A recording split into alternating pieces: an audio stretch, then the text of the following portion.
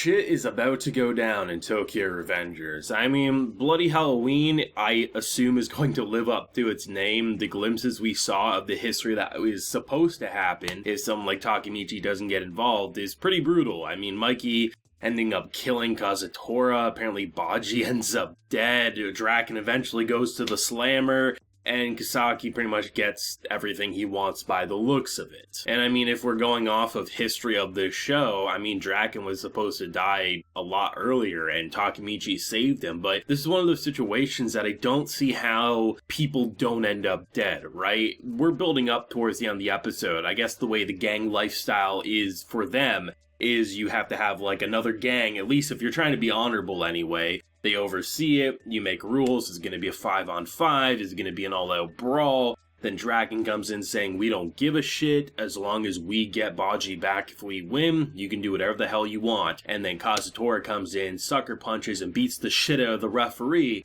and says, this is gang, bitch, we're going to have no rules, we're not going to play around, this isn't kid time anymore. So yeah, people are probably going to end up dead. Is it going to go with the same history? It's hard to say, right? Because, I mean, the original timeline that caused so much destruction and just horrible things was both Kazutora and Baji dying. Would both of them really die again? Because that's a really hard question for me, because in this episode, we meet up with Baji, who is, in my opinion, putting on the best poker face. I still firmly believe that Baji isn't actually, like, full-on betrayal. I think he's not an idiot. I think he realizes that when one person crosses over to another gang, they're probably going to keep a close eye just in case that person is a traitor. So I imagine, just for the sake of keeping up the act and just to cover his tracks, the reason Baji says, I'm going to kill Mikey, I'm going to destroy Toman, is because he was keeping up the act, not that he actually believed it. Though, this is Tokyo Revengers. I'm always willing to the possibility that Baji did betray, but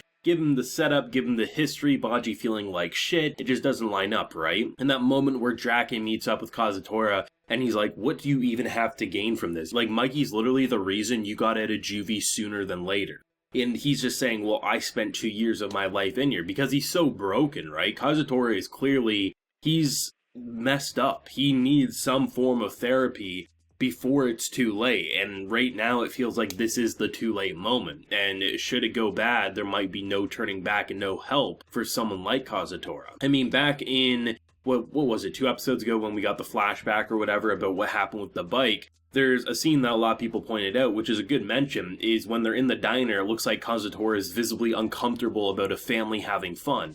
He clearly didn't have a family life, and if he did, it wasn't something that he enjoyed. So he's clearly a very messed up person, and the fact that him killing Mikey's brother made him snap and put the blame on Mikey when he's the one who did it all along. This boy needed more than juvie. This boy needed a psych ward, and unfortunately it seems like those 2 years didn't give him the help he needed, which is no surprise. Someone like Kazutora is such a fascinating character because he's so strong on a physical level, but on an emotional level, he's one of the weakest characters we've seen. And depending on which side he falls on, had he gone back to Toman, he probably would have been encouraged to heal and probably not end up where he currently is. But even then, you can argue he doesn't need a gang, he needs like a proper therapy and family lifestyle, and maybe he would be okay, but someone like Valhalla just encouraging and enabling that behavior, this is how we ended up here. And it's so amazing to see the character writing and the character arcs and how much of a roller coaster it's been. And Mikey, I mean, I love that moment where he has his childish moments, he changes his face, he sits down,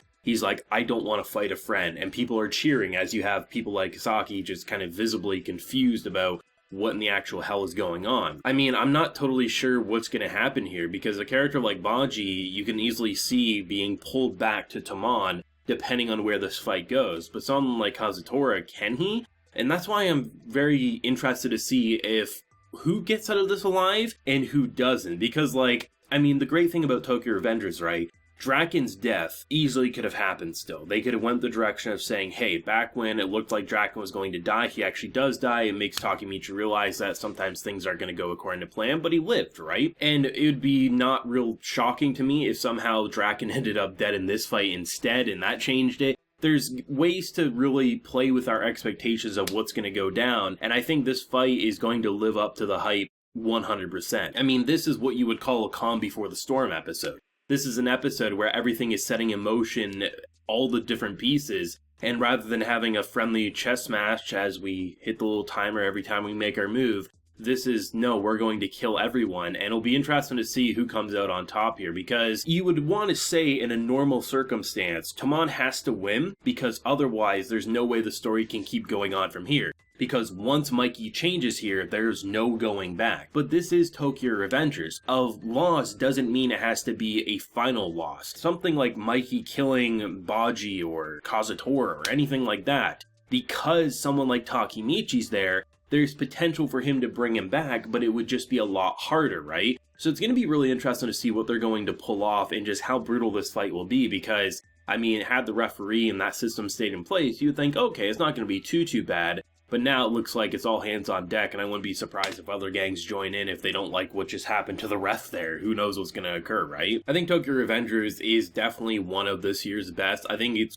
a 10 out of 10 production for me. It just really feels so well put together, and it's insane because out of every show that I'm reviewing this season, I really feel like Tokyo Revengers is one of the shows I have the most fun covering. Because when watching it, you're looking at all these different pieces, all these amazing characters that in their own right could be the central character that we follow, and Takemichi could have been the side character. And I love seeing all the different elements take place. Like when he goes back in time, right? And he's with his girlfriend Hina, and she gives him the same necklace. That's such a really sweet moment because we know how connected she was to that necklace. Even after they broke up, she kept that close to her heart. So to see moments like that, and to see like he still has a shot to save her, or even in the present timeline when Draken's just basically giving us a history lesson, and Takemichi is visibly afraid and upset about memories that he doesn't remember living, but are flashing in his head and they feel real, because once he finally goes ahead in time, it's almost like he now is starting to live that past life